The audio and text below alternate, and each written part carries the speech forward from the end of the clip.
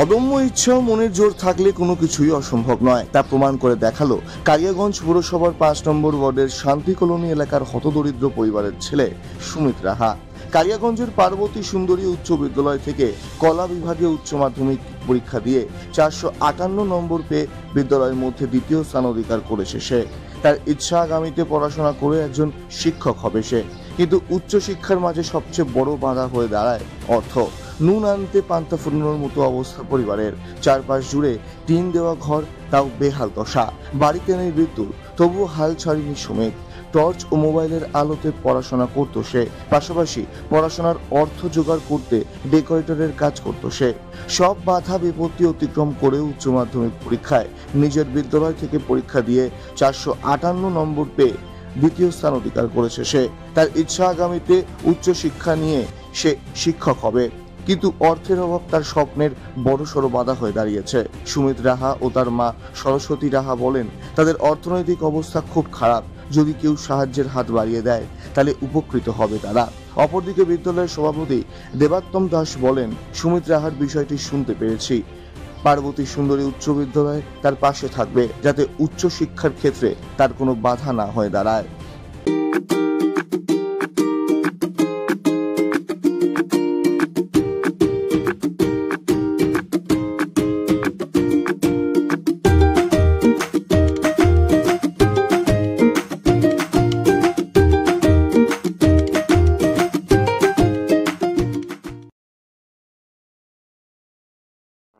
আমার নাম সুমিত রাহা।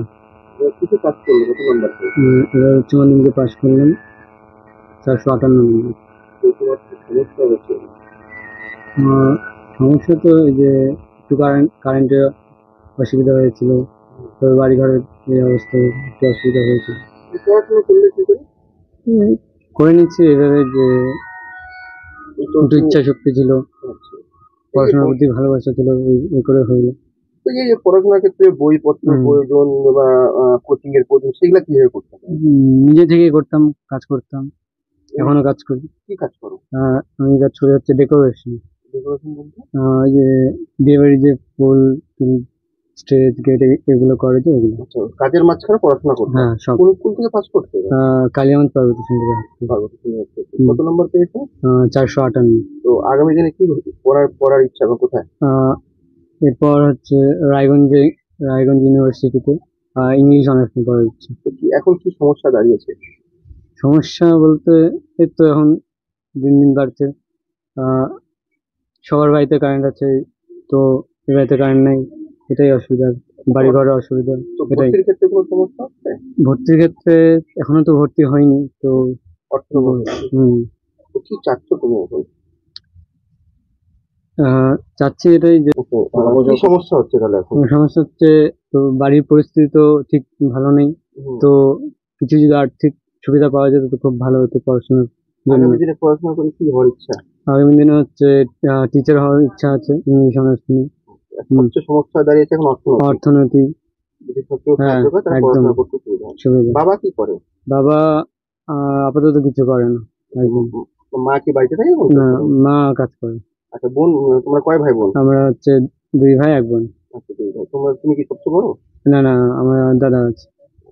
বোন কি পড়াশোনা করে? হ্যাঁ, বোন পড়াশোনা করে, এবার মাধ্যমিক। আপনার নাম? আমার নাম সরস্বতী রায়। আপনার ছেলে কোন ক্লাসে পাস করলো? কোন স্কুল থেকে? উচ্চ মাধ্যমিক। কোন স্কুল থেকে? পার্বতী সুন্দরী।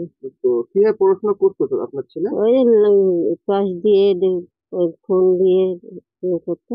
বাড়িতে লাইট নেই? না। কেন বাড়িতে লাইট নেই কেন?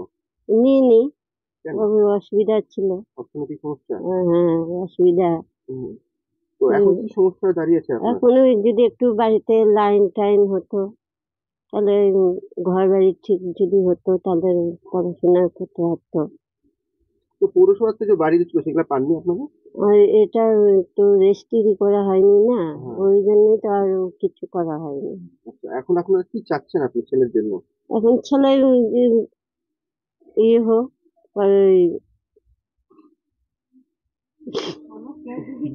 কেউ যদি সাহায্য করে তাহলে হবে।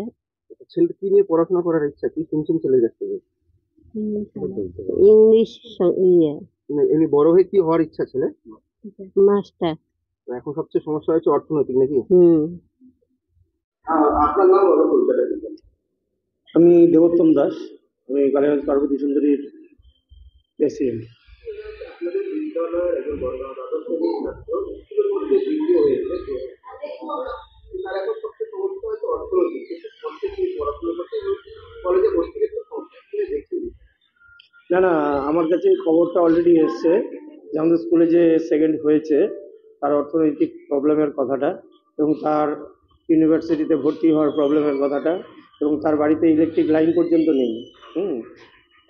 এত বাজে সংকটের মধ্যে দিয়ে সে যে এত ভালো রেজাল্ট করেছে তাকে কৃতিত্ব দেওয়া উচিত, এবং আমাদের স্কুলের তরফ থেকে তার পরবর্তী পড়াশোনার জন্য যতটা হেল্প করা দরকার আমাদের পার্বতী সুন্দরী হাই স্কুল তাকে হেল্প করবে। পড়ার কোনো বাধা না হয় তার। মানে একদমই একদমই তার পড়ায় যেন কোনো বাধা না হয় সেটা পার্বতী সুন্দরী হাই স্কুল দেখবে, যথাযথ হেল্প করবে। কালিয়াগঞ্জ থেকে ভাস্কর রায় রিপোর্ট, কুলিক নিউজ।